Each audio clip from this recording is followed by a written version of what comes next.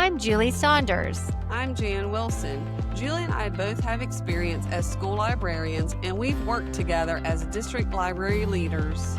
In each episode, we'll dive into our profession with interviews and meaningful content to inspire you. We're not experts, But we're pretty close. The ideas and opinions shared by any host, guest, or listener are their own and do not represent those of any respective school district. Welcome to Library Exchange.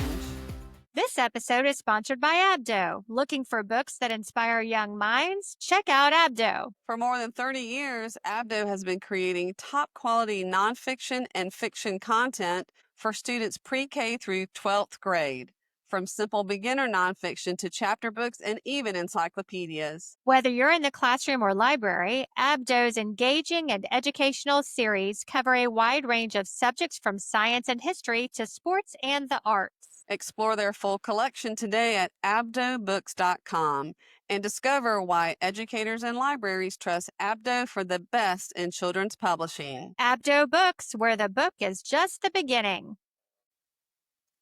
Today, we are changing things up a bit. My co-host, Jan Wilson, is actually going to be the special guest today. I think that's the first time you've ever called me special. Thank you. Now let me introduce our co-host for this episode, Jennifer Brown. Thank you for having me. Jennifer, can you describe your role in your school district? Sure. I have a very unique position. I am the instructional coach for the media programs, so I support all the levels from the district office in enhancing library programs and instruction through individual support and professional development. That sounds like a one-of-a-kind position in our field. It is. In this episode, we are going to learn more about the Bookmobile program that has grown to be a very popular solution to the traditional summer slide in the largest district in the state of Georgia. I'm excited to learn more about this successful program. Welcome to Library Exchange, Jan. Thank you very much. Before we get started, can you tell us a little bit about your district, including enrollment or demographics, and any other details that might provide our listeners with context? Sure. A little bit about our district will tell you how large it is. Our district currently has an enrollment right at 183,000 students in 141 schools. Our students are from 181 countries and speak 108 different languages. And that amounts to about 20% being English learners. And on the employee side, we have about 24,000 educators and support staff. Wow, thank you for that. We've heard a lot about the Bookmobile program in your district through local news media and articles in several publications. It is one of the most successful programs of this kind. Before we get into details of the program, I think it would be great to start off with current statistics for your Bookmobile program. Sure. So the Bookmobile program is a year-round program that began in 2017. At any given time, there are between 4,000 and 6,000 books on the shelves, and there are titles for children from birth through grade 12. The easiest way for me to describe the program is school year versus summer program. During the school year, it's a giveaway program where a school hosts a Bookmobile event and students get to choose a brand new book to take home, keep, and hopefully build personal libraries. And we average about 113 schools hosting an event each year. And since 2017, over 260,000 students have chosen a new book to keep. Rolling right into summer, this is a true mobile library program where anyone who visits the Bookmobiles can check out 2 books each week.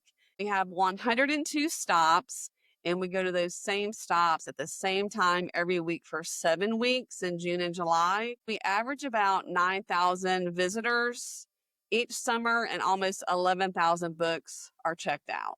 Wow, that is so many. That's a great program. Why did your district decide to start a Bookmobile program? So let me look at my notes. In 2016, I served on the School Library Leadership Council, and this is a council that's made up of elementary, middle, and high school librarians that's formed through an application process. And at the time, our director posed the question, challenge really, how can we prevent summer slide? And Is there a way that we can utilize the hundreds of thousands of books that just sit in our school libraries all summer?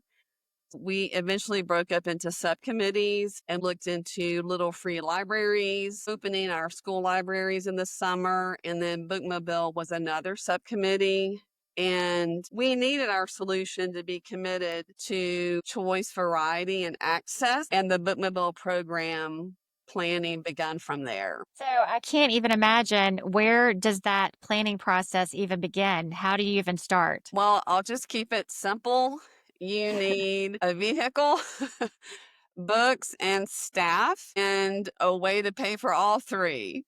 Said all three, but does that include, like, how many vehicles? Like, how many vehicles do you have now in your program? So we started with one bus that was upcycled. It was actually donated by our fleet maintenance and facilities. Currently, we have two bookmobiles and one van. Why a van instead of a third bus? That's a great question. So, a van has allowed us to go into areas of our community where a bus can't fit, whether it be through the apartment gate or in some of our neighborhoods, there's just not an area for the bus to turn around. So that van has allowed us to expand into some of those areas. And the van's been super successful. This is only the second summer we've had it as part of our fleet. So do you feel that the van has been as popular as the buses? The van is definitely as popular as the buses because we keep that staff small. It only operates 3 days a week, and they really get to know those kids and parents. Last summer, at the end of the summer, we had a couple of residents in a neighborhood actually bring flowers to the librarians. And we have kids in different neighborhoods who we call our ambassadors. They walk around the neighborhood and recruit people to come to the van each week. So it's definitely a special group. I can imagine that each summer the kids are looking forward to it. I wonder how they reacted this year when they got to see their van certified librarians show up again this year. Oh, they called them OGs.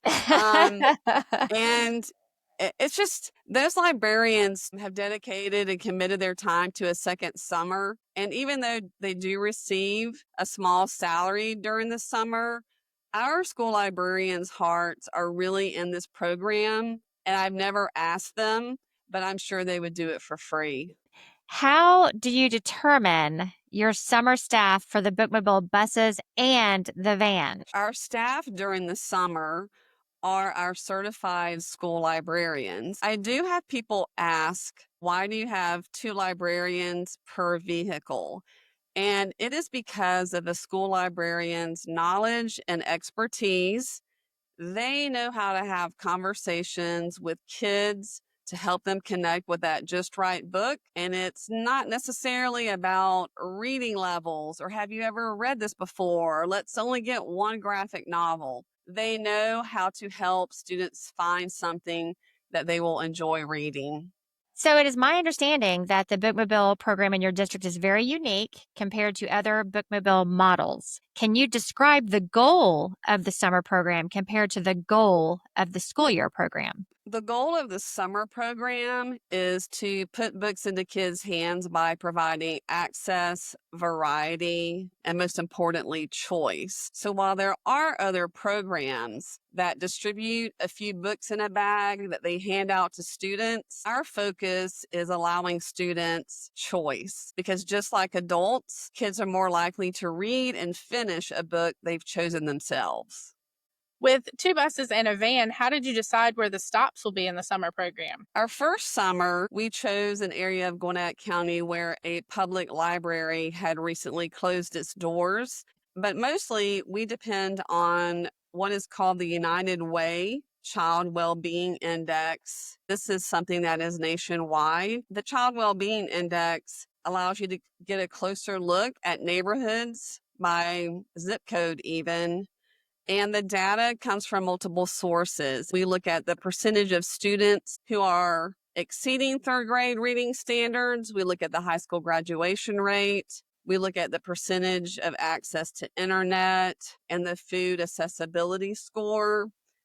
And that is how we determine our stops in collaboration with our transportation department, who provide us with the most densely populated areas of our county so that we are serving as many students in these identified areas as possible. So I think it's amazing that because of the lack of transportation, that library in particular closed its doors. And to combat that issue, this leadership council came up with a way to actually take the library to the people. And Yes. so that's amazing to me. Where do the funds come from for this program? The majority of our funds are donations and sponsorships from businesses. When we first started the program, we actually used school libraries' books on our bookmobiles each summer. We borrowed books from schools, and you may be thinking, oh my goodness, what about all of the ones that aren't returned? Well, you have to accept the fact that loss is a part of any library program. We also have a 5K each year, which helps to fund our summer program. So the school year program, let me just get some clarification here. You're saying that students actually are able to take a brand new book, choose one from the bus, and put it in their personal libraries. Is that correct? Yes, we do So- not take book donations. Unless they're brand new. We have vendors that we work with. We buy high interest popular titles for students. And during the school year, all of the books are brand new. I think that's a major distinction between this program and other bookmobile programs, because of course people want to get books into the hands of kids, but the fact that they're brand new books, giving the best you have to these students to be able to choose from for their personal libraries, I think that's just incredible. Yes, our kids deserve it. This program really builds relationships in the community. Can you explain the impact on students as far as building connections? A couple of stories that come to mind. One of our first summers, a student said to his parent, I don't want to go on vacation next week because we're going to miss the bookmobile. I also had a high school student write a short note explaining that this is the first brand new book that he had ever owned. And that's what we want to hear, because books in the home are very important. Based on your data that you shared with us earlier, being that this, I believe, is the 9th summer of the Bookmobile program, and you in some way, you've had some part in that, even before you were part of the actual team that ran the program. What, after all these years, what does this program mean to you? Professionally, it's the most positive program I've ever been involved with, because at the county level, I get to see a larger impact with reading and a love of reading beyond just the students at my school, and the collaboration that I've had with the different departments in our district and in our community, because we also provide daily snacks during the summer. Our school nutrition program provides meals for part of the summer. And it's just a great group who want to make a difference and make an impact. And I'm just one part of that.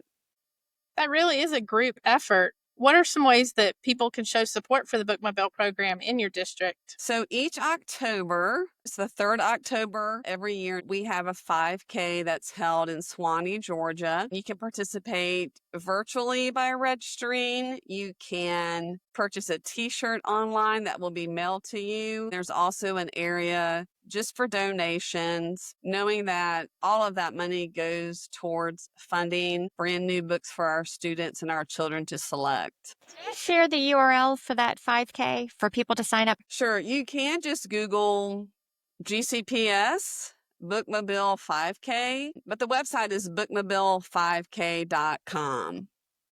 So, Jan, the Bookmobile program has transformed access to reading across your district. It brings books directly to students who need the most. This initiative isn't just about books, it's about building connections.